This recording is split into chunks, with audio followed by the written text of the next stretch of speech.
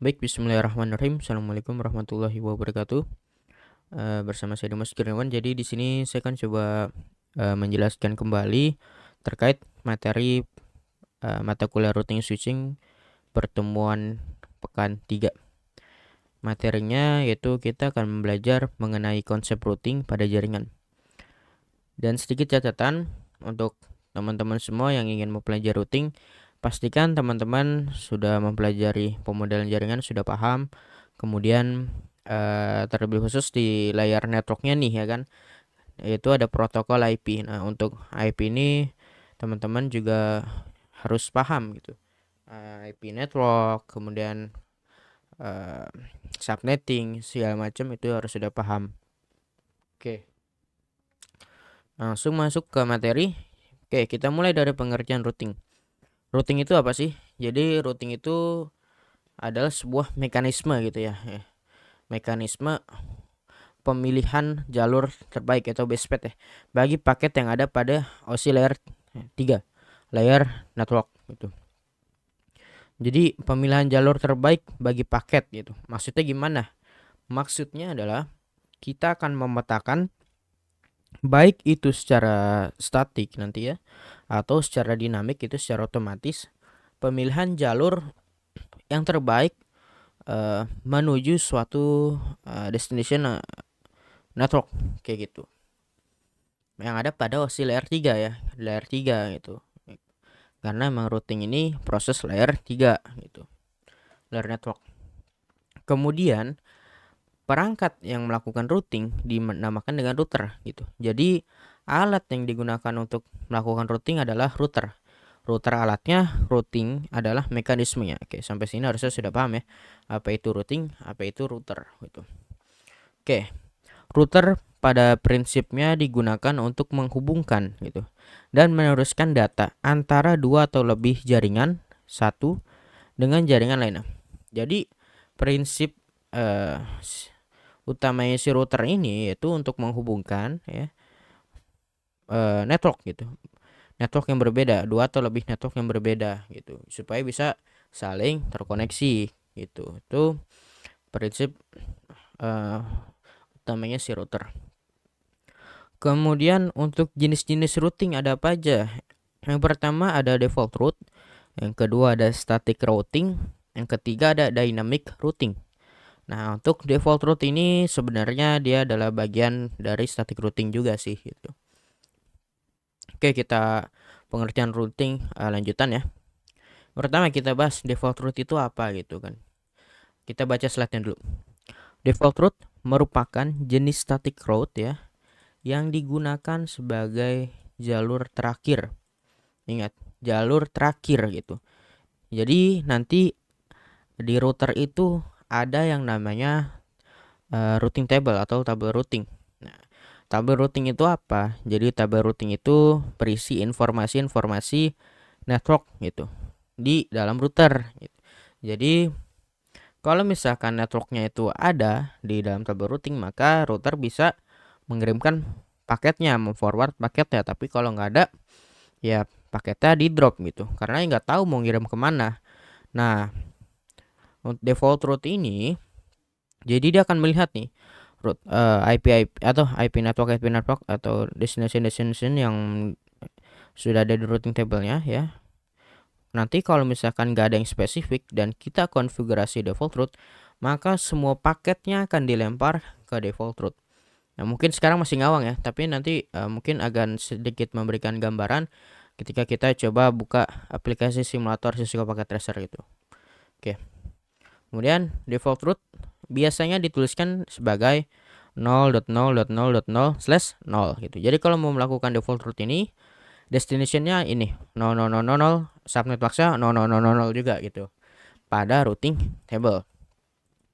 Default route juga biasanya ditambahkan pada stub router. Jadi default route ini juga biasanya itu dikonfigurasi pada router yang ujung gitu, router paling ujung, bukan router yang jadi penengah gitu, ada jalur lain itu untuk menghubung antar router itu biasanya nggak ada gitu. Untuk memperkecil routing table, jadi default route ini juga memperkecil routing table gitu. Jadi nanti kita akan lihat dah di praktikum ya.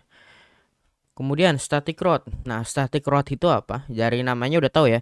Static route. Artinya kita kan melakukan routing secara ya statis gitu, secara manual.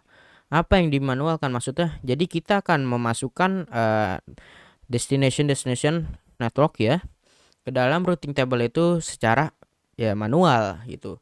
Jadi misalkan jaringan kita ada 100 network. Ya otomatis kita masukkan dah tuh network-network tersebut ke dalam routing table ke setiap router gitu. Itu ya. Kalau untuk static routing. Ya.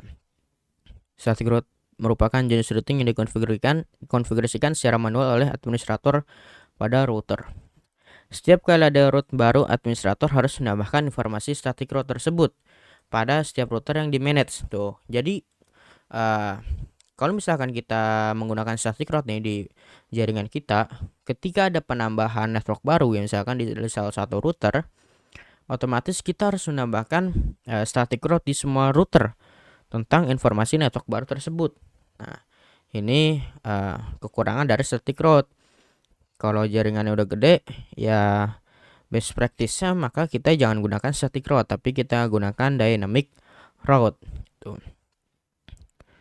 Karena semakin banyak router yang di-manage oleh administrator ya, semakin tinggi pekerjaan manual yang harus dikerjakan oleh si administrator gitu ya. Oke, kemudian dynamic routing. Nah, dari namanya juga udah tahu ya, dynamic itu routing. Jadi kita akan memetakan route itu secara dynamic gitu, by system jadi nantinya. Itu menggunakan routing protokol gitu. Nah, kita akan lihat. Jadi untuk dynamic routing protocol sendiri ini ada klasifikasinya. Yang pertama ada kategori IGP, Interior Gateway Protocol. Kemudian ada Exterior Gateway Protocol. Singkat ya, IGP itu apa? Jadi IGP ini ya dikonfigurasikan dalam autonomous system yang sama atau dalam organisasi atau dalam perusahaan yang sama. Mungkin ini contoh lagi nih. Misal ISP atau perusahaan A gitu ya. Di dalam pasti kan mereka punya router-router internal. Maka kita untuk menjalankan routing di router-router internal mereka, ya kita bisa menggunakan routing IGP ini seperti itu. Lalu untuk EGP ya kebalikannya. Kalau misalkan kita ingin menghubungkan antar autonomous system ya. Misal dari ISP A ke ISP B mau melakukan routing nih, mau integrasi itu. Maka satu-satunya atau jenis routing dipakai adalah klasifikasi jenis routing EGP gitu. Kenapa demikian? Karena memang routing inilah yang mampu atau yang bisa melakukan kemampuan tersebut gitu. Oke, kita lanjut di IGP. Nah, di IGP sendiri pun itu kebagi menjadi dua klasifikasi. Yang pertama ada distance vector, kemudian ada link state. Oke. Bedanya distance vector sama link state, kalau kita analogikan dengan kehidupan sehari-hari ya. Kalau distance vector itu seakan-akan ketika kita ingin menuju destination ya. Contoh kita dari Depok nih mau ke Bandung. Nah, kalau misalkan kita distance vector, maka kita ya nggak tahu jalan, kita hanya melihat papan informasi jalan gitu. Misal kita dari Depok mau ke Bandung ya. Oh, ke Bandung lurus, ya udah lurus. Bandung nanti ke depan belok kiri, ya udah nanti kita belok kiri.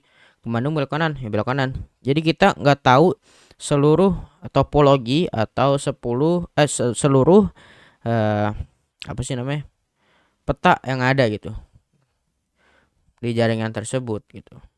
Nah, berbeda dengan link state. Kalau link state itu seakan-akan kita melihat maps ya. Di maps itu kan kelihatan semua. Mau menuju Bandung, oh kita bisa lewat sini gitu kan. Trafficnya lagi padat nih. Oh, jalanannya nih kok kayak gini gitu. Nah, itu kita tahu semua. Nah, kalau link state itu seperti itu. Jadi dia router-router yang menjalankan routing link state ini, dia tahu seluruh topologi jaringannya gitu. Jadi untuk terjadinya looping itu ya hampir tidak ada itu, bahkan nggak ada ya. namanya juga dynamic routing, ya udah by system gitu. Kemudian untuk distance vector sendiri itu ada dua, ada RIP versi 2 ini regenerasi dari versi 1, kemudian EIGRP ini regenerasi dari IGRP ya. RIP versi 2 ini open standard, kemudian EIGRP ini Cisco proprietary gitu. Artinya hanya perangkat-perangkat Cisco aja yang bisa menjalankan routing protokol EIGRP ini gitu. Kalau perangkat lain ya nggak bisa gitu, karena ini kan punya Cisco. Tetapi ya saya dapat info katanya EIGRP ini sudah di open standarkan.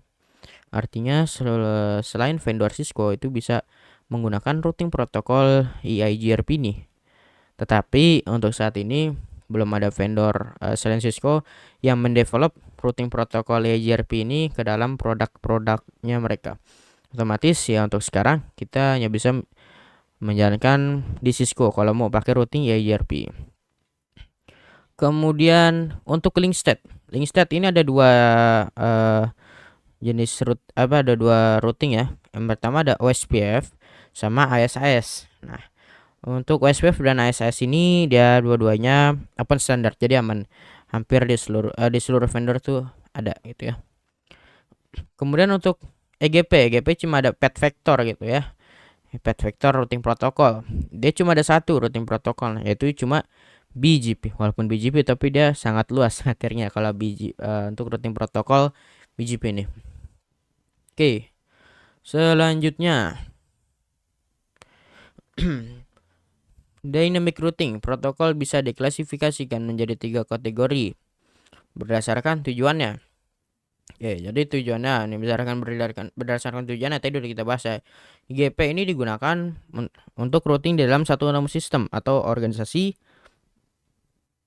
dan exterior gateway protocol EGP digunakan untuk routing antar autonomous system gitu. Jadi antar perusahaan misalkan ya, antar GSP, nah itu menggunakan EGP gitu. Untuk operasi distance vector protocol dan link state protocol atau path vector protocol gitu. Untuk perilaku dia bisa kita klasifikasikan ada yang classful dan classless protokol. Jadi kalau classful itu antara IP dengan prefixnya itu sesuai, tapi kalau classless antara IP dengan prefixnya itu nggak sesuai. Maksudnya gimana? Jadi misalkan IP 10.10.10.0. Kalau classful maka ya itu kelas A ya kan. 10 itu masuk dalam range kelas A. Tapi kalau classless bisa aja 10.10.10.10.0 itu /24, prefix 24 itu bisa aja itu. Atau kebalik ya, antara classful classless pokoknya gitulah ya. Kemudian routing best path selection gitu. Kriteria pemilihan best path routing ya, jalur terbaik. Yang pertama didasarkan dari longlist prefix match. Jadi berdasarkan prefix yang spesifik gitu. Itu yang akan dipilih pertama. Gini. Misal gini. Maksudnya gimana sih ya kan? Oke, di sini sorry, kita langsung aja deh. Ada tabel routing. Nih, misalkan ini router ya, sorry. Aduh. Ini router. Nah, di dalam router itu kan ada tabel routing ya. Tabel routing nih misalkan tabel routing. Tabel routing dia ada dua informasi destination 10.10.0/20 misal. Lewat mana? Lewat misalkan lewat 23.23.23.1 misalkan. Kemudian ada lagi 10.10.10.0 ini sama ya. Yang beda cuma prefixnya di sini 24. Kemudian gateway-nya itu lewat 23.2.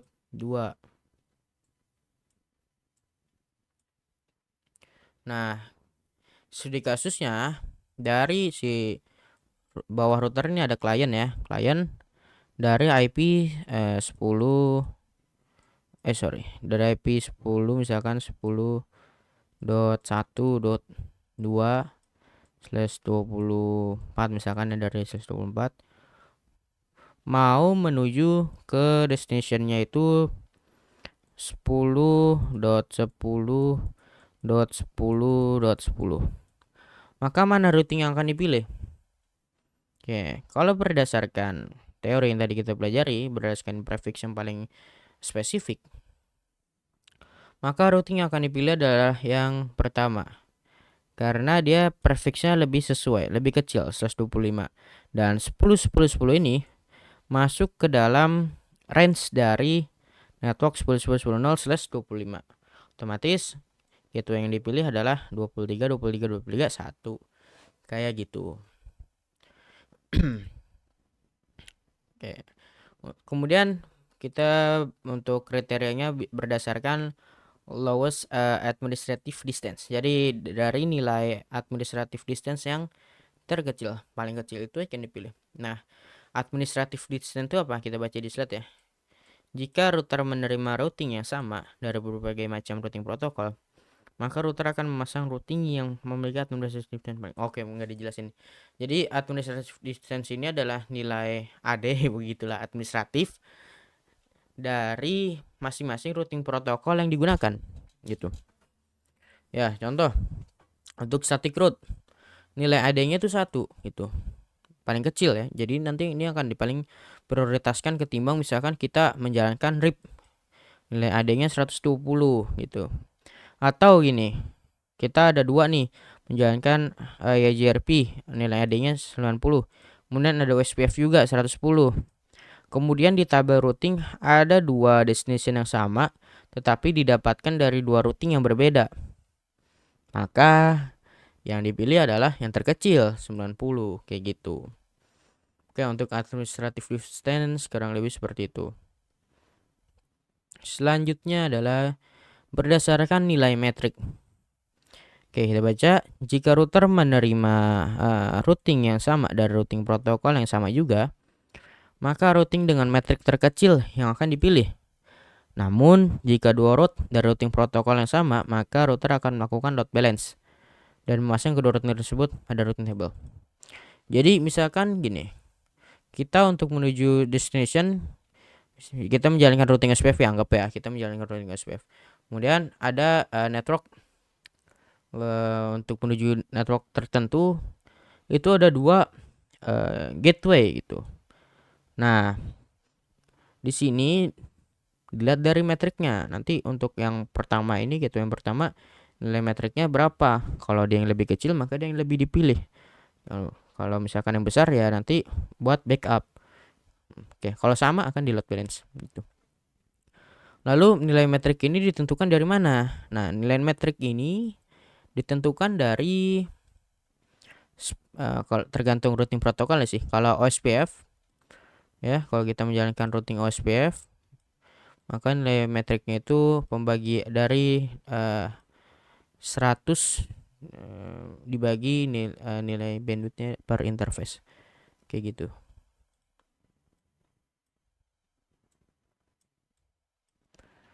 Misalkan di sini ada destination ya, kita mulai dari sini, dari sini nih. Nah, dia mau kemari. Nah, dilihat dari nilai metriknya. Misal ini speednya 10 gig gitu, 10 G. Yang bawah speednya 10. Wah, kecil banget ya, 10 ya, 10 mega. Maka metrik yang atas ini lebih kecil. Bisa aja misalkan nilai metriknya menjadi 1. Yang bawah nilai metriknya bisa aja menjadi 10 gitu ya. Di sini 10 gig juga, 10 gig juga, 10 gig juga, 10 gig juga, otomatis 1 1 1 nilai metriknya. Nah, kalau lewat atas, maka metriknya 1 tambah 1 2 tambah 1 3. Untuk menuju ke sini berarti nilai metriknya cuma butuh 3. Kalau di lewat bawah, metriknya berapa? Lewat bawah karena dia speednya cuma 10 mega link bawah, maka 10 metriknya ditambah ke sebelahnya tambah 1 11 tambah sini 12. Wah, otomatis nilai metriknya lebih kecil ya kalau kita lewat atas. Nah, kalau ada routing yang lewat atas, maka itu akan dipilih menuju kemari ya, kayak gitu. Nah, untuk default route tadi udah jelaskan ya. Jadi kalau misalkan di routing table yang ada yang cocok, maka default route inilah yang akan dipilih solusi akhirnya. Oke, untuk materinya segitu aja. Kita akan langsung masuk ke studi kasus atau ke praktik. Kita coba buka dulu Cisco Packet Tracer-nya.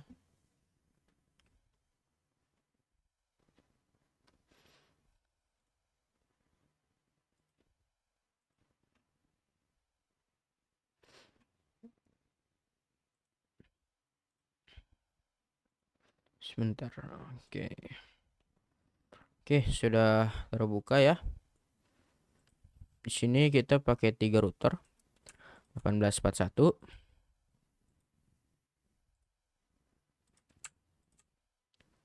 Kita konekkan antar router. Dan ada 2 PC.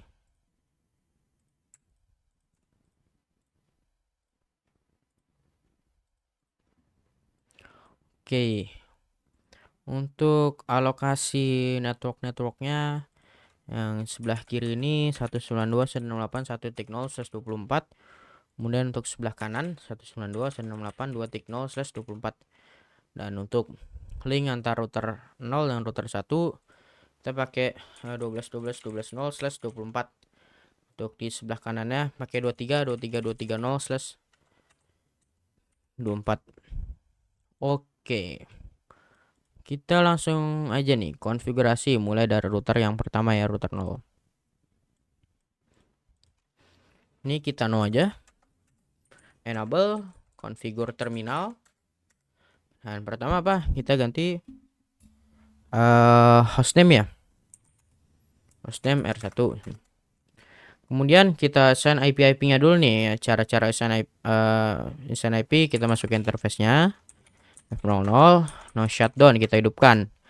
Kemudian masukkan IP address-nya 12.12.1 misalkan ya. Ini kan 124 ya. 124 itu kan kita bisa pakai dari IP 1 sampai IP 254 gitu. Hostnya ya. Jadi kita pilih satu aja dari awal. Oke, kelar. Kemudian untuk yang ke bawah interface F01 no shutdown kita hidupkan gitu. Jangan lupa interface-nya dihidupkan karena by default interface di router itu dia itu administratif down gitu. Artinya di shutdown. Oke, kita assign IP ke bawah. Nah, untuk gateway biasanya sih IP awalan gitu ya atau IP paling akhir. 124. Oke. Kalau sudah assign IP kita pindah lagi ke router sebelahnya. Kita assign IP dulu nih semuanya ya. Caranya sama kayak tadi. Jadi sini mungkin agak saya percepat untuk mempersingkat waktu.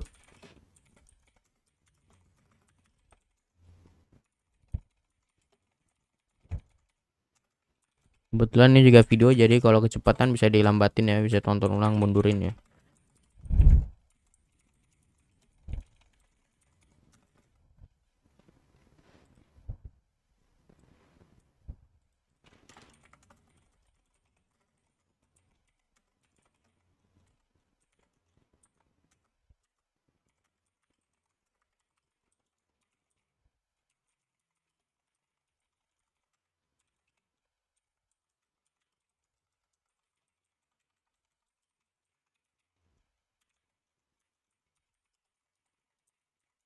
Oke, sini kita sudah mengkonfigurasi seluruh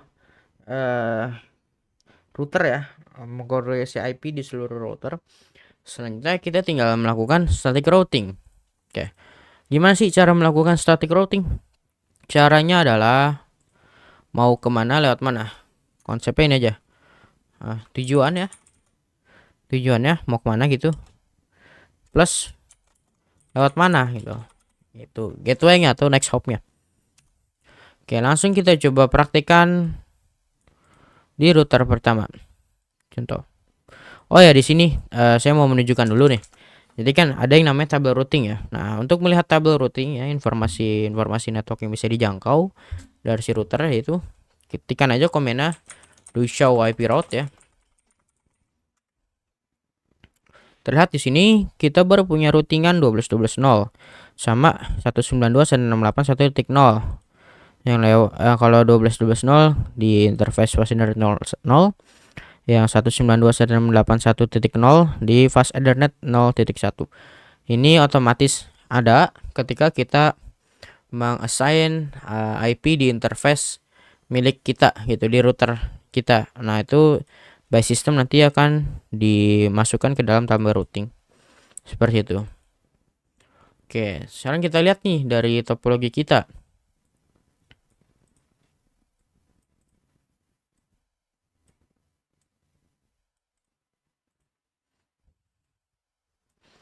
Di topologi kita routing mana aja yang belum ada gitu ya. Lihat di sini kita nggak punya routing ke 23.230. Otomatis router 0 nggak bisa menjangkau network ini. Kemudian kita juga nggak punya routing menuju prefix 2.0.124 atau network 2.0.124. Otomatis router 1 nggak bisa menuju ke sini karena nggak ada tujuan, nggak ada panduannya gitu kan. Sama kayak kita mau keluar kota dari kota Depok menuju ke Bandung tadi, kalau di maps nggak ada kota Bandung dan sementara kita nggak tahu jalan, ya nggak bakal sampai dah tuh. Nggak ada pelang jalan juga, itu berarti kita buta map gitu ya, nggak sampai gitu. Dan nggak ada orang yang bisa ditanya juga gitu. Oke, caranya ketikan komennya adalah IP kemudian route gitu. Nah, ini IP route, oke itu ya untuk melakukan routing statik. Dan rumusnya tujuan kita mau routing kemana, 23.230, masukkan 23.230 gitu. Dan jangan lupa masukkan subnet maxnya. Karena ini /24, maka subnet maxnya 255.255.255.0. Oke, tujuan udah ada. Kemudian tinggal kita masukkan lewat mana, atau gateway atau next hop gitu ya. Lewat mana? Kita lihat. Di router 0 mau ke network ini lewat mana? Ke kanan. Maka lewat tetangganya si router 1 gitu. Nah, next hopnya mana? Next hopnya adalah interface yang mengarah ke router 0 nih. Dari router 1 interface mengarah router 0. Yang ketemu nih. Ya. Ini di EVA00 itu. Nah, IP-nya ini tadi 12.12.2. Jadi kita lewat 12.12.2. Nah, kalau di EVA00 ini 12.12.3 ya otomatis kita next hopnya 12.12.3 gitu. Disesuaikan aja. Oke, untuk 23.23 udahan. Sekarang kita tinggal tambahin yang IP route ke network 2.0.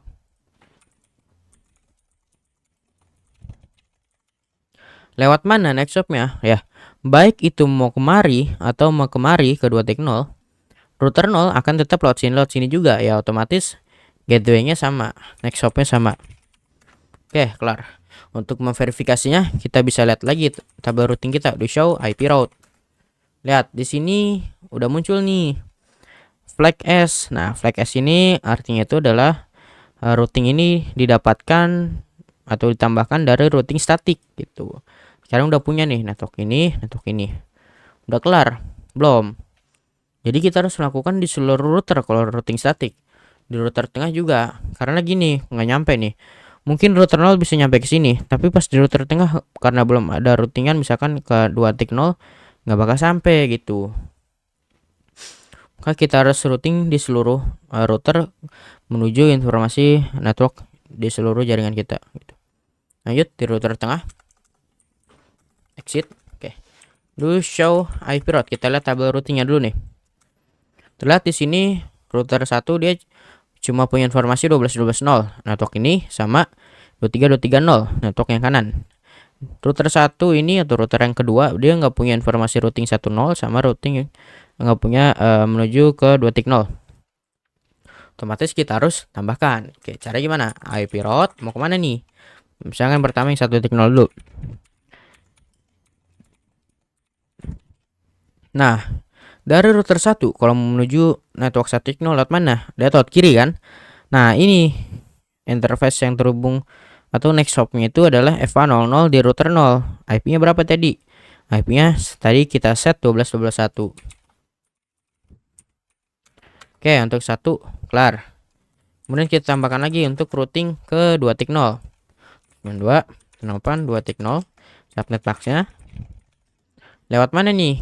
Kalau sini ya lewat kanan. Otomatis gateway-nya beda, bukan 12.12.1 tapi IP dia nih FA00 di router 2 atau router ketiga. Berapa? 23.23.2. Nah, verifikasi di show IP route. Lihat di sini sudah tambahkan ya. Routingan statik untuk menuju network 10 sama 20. Oke, untuk di router 1 kelar. Dan jangan lupa kita save do right gitu ya. Yang di sini juga di save. Kemudian di router yang paling pojok kanan, kalau kita do show IP route, dia belum punya informasi routing 12.12.0 sama 10. Karena dia cuma connect ya ke 23.230 sama 2.0. Berada routing itu aja, network informasi network itu aja. Maka kita routing 12.12.0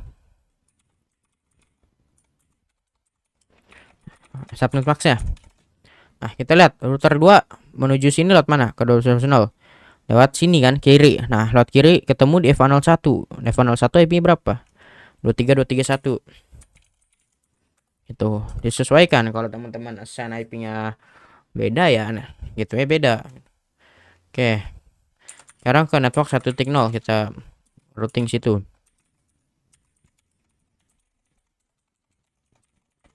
Lewat mana? Ya lewat sini juga kan, ke kiri lewat FA01 di router tengah juga. Otomatis sama IP ya, gateway-nya. Oke, do right. Kemudian do show IP route. Terlihat di sini kita udah punya static routing ke 12.12.0. Kemudian static routing ke arah 10. Oke, sampai sini untuk konfigurasi static route di semua router sudah kelar. Selanjutnya kita coba tesnya. Kita send dulu IP di PC. Dan jangan lupa masukkan default gateway. Karena kita mau berkomunikasi ke luar network. Oke. Yang berbeda network.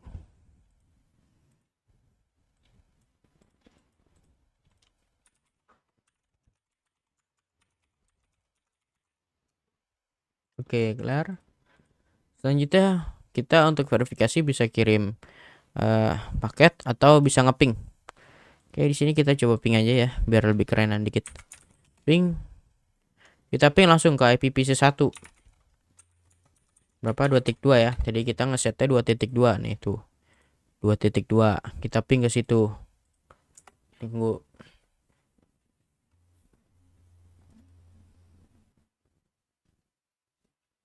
Yang pertama dia timeout. Kita tungguin aja.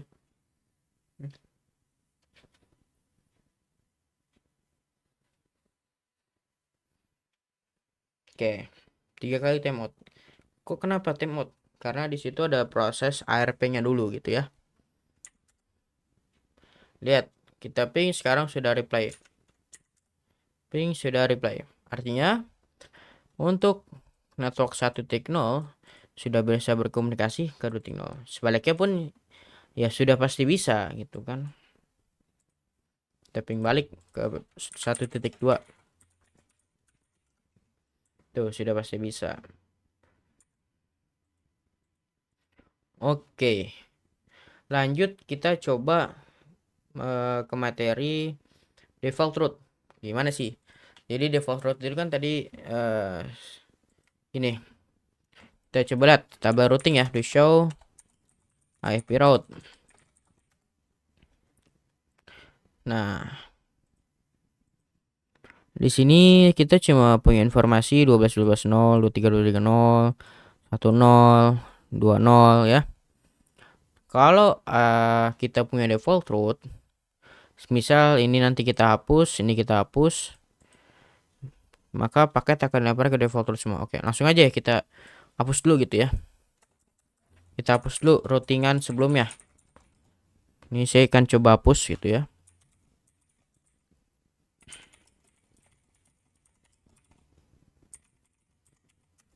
Oke, kemudian ke 23230.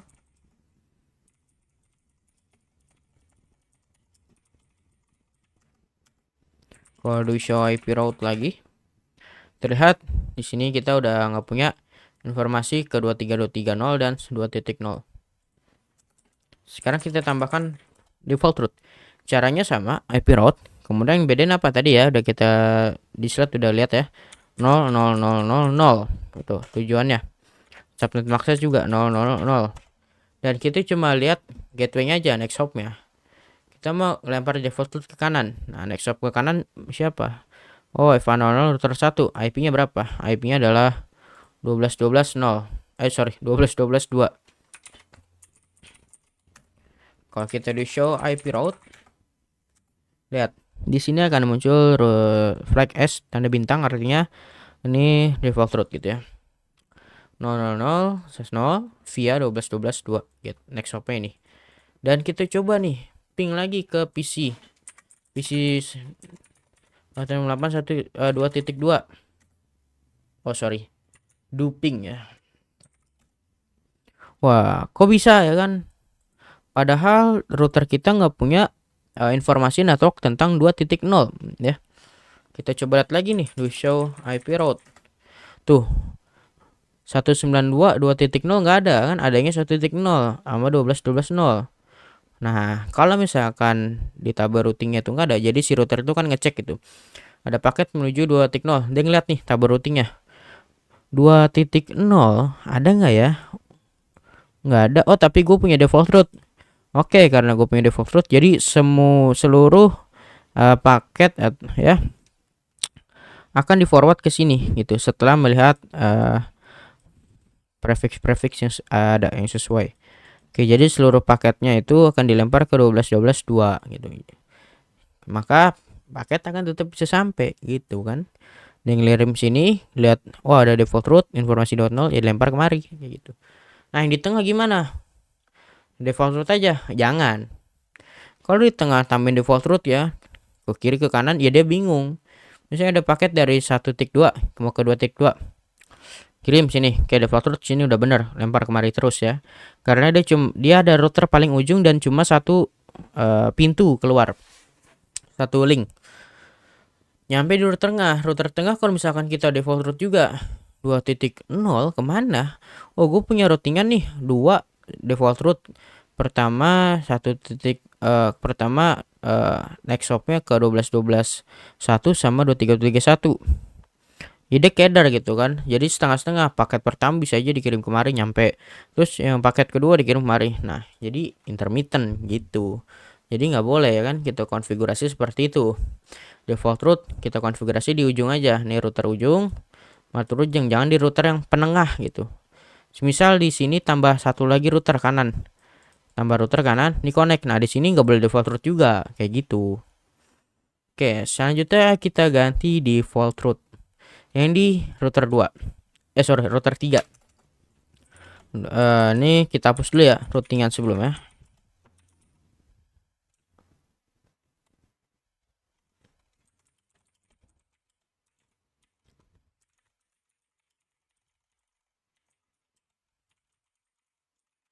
Oke, no IP route.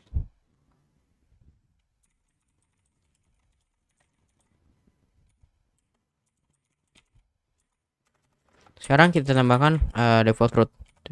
Caranya tadi sama ya. Yang komen misalkan ngetiknya kecepatan, ini kan video ya, mikir lah ya kan. Bisa di pause gitu. Bisa dimundurin, dan ini kan repetitif. Dari tadi saya udah coba ulangin, masa di pelan-pelanin mulu gitu. Oke, IP route 000. Gateway kemana? Gateway-nya kita lempar ke next hop sebelah.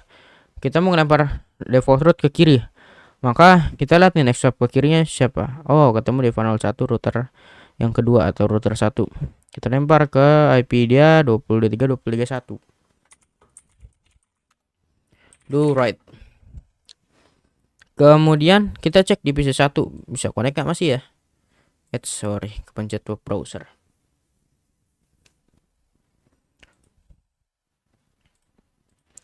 Kita ping 112.